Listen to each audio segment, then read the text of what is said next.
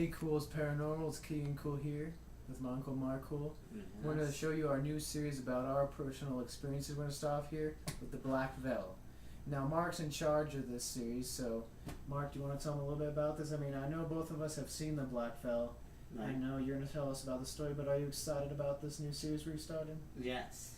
And honestly, the Black Veil is something that maybe kind of jump-started our ghost hunting career. Would you say that's pretty acceptable to say? Yes, because I think,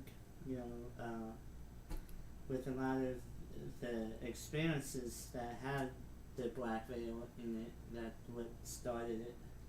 Yeah, I mean, obviously we had the Hamilton house, which I think was a huge part in it.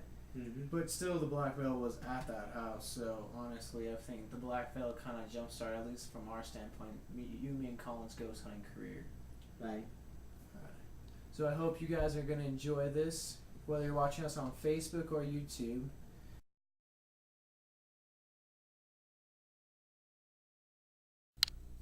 Now tell me the story about the Black Veil.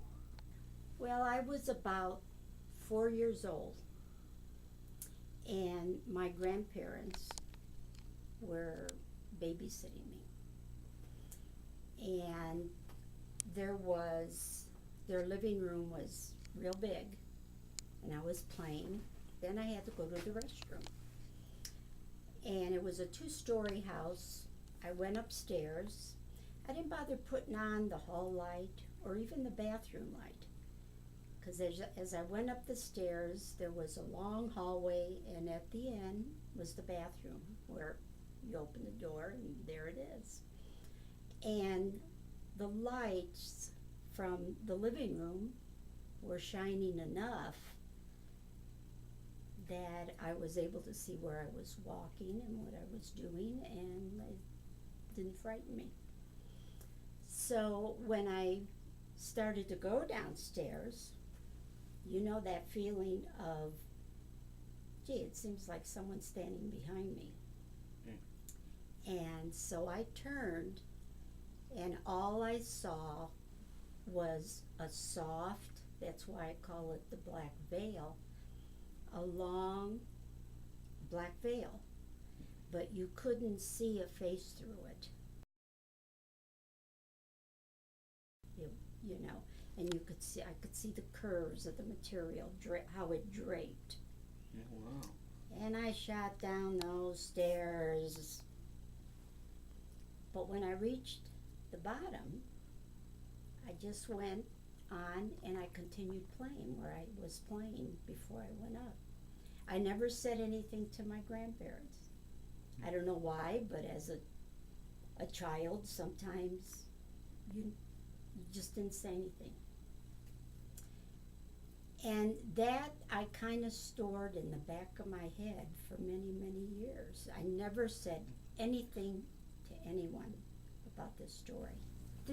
Then, having stored this for years and not having ever told the story to anybody, it was around 11th or 12th grade in high school. Different house, we had moved, and of course my parents and my grandmother was living with us at the time.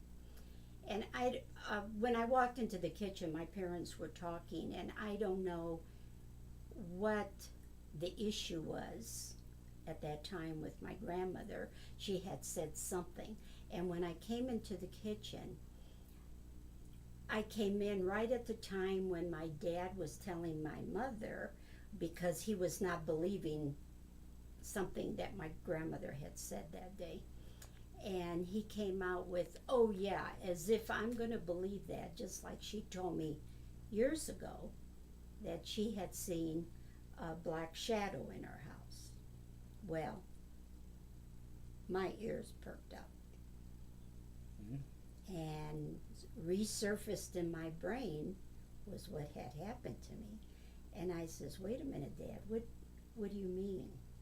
Oh, your grandmother used to say she would be laying in bed. Now, where the living room was in her home, on the main level, was their bedroom. And her bed was against the wall, and with her leaving her bedroom door open and looking out, there's a window, and the street light from outside, was enough light for her.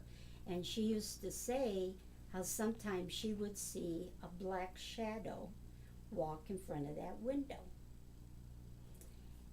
And so when my dad said that, of course, it brought that memory out, and I thought, okay. And I told him, guess what, Dad? Me too, me too. And he just kind of looked at me and he says, she had other friends that claimed also of having seen something in that house. Oh, wow. So after all those years of storing it in my memory bank, my dad really, to me, it was a confirmation. Okay, so I did see what I saw because 3 other people also had seen something. And if you have seen it ever since? And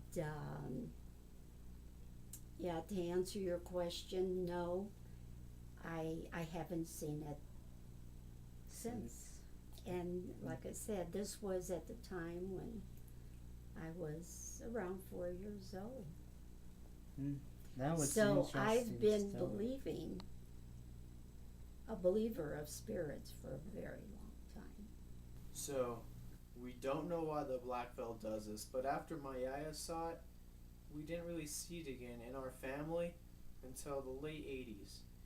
And that was when Mark saw it first here at the Littleton house. Okay, and I was maybe 5 or 6 years old and living at Littleton here at Colorado against the Stony Creek subdivision in Littleton. And I remember one night I was laying in bed and there was this dark, very dark shadow hanging over my bed. And it looked like a person, an outline of a person just standing there, but it was like real dark. And soon I kind of got up out of bed. I wasn't afraid of it, but I got up trying to figure out what it could be.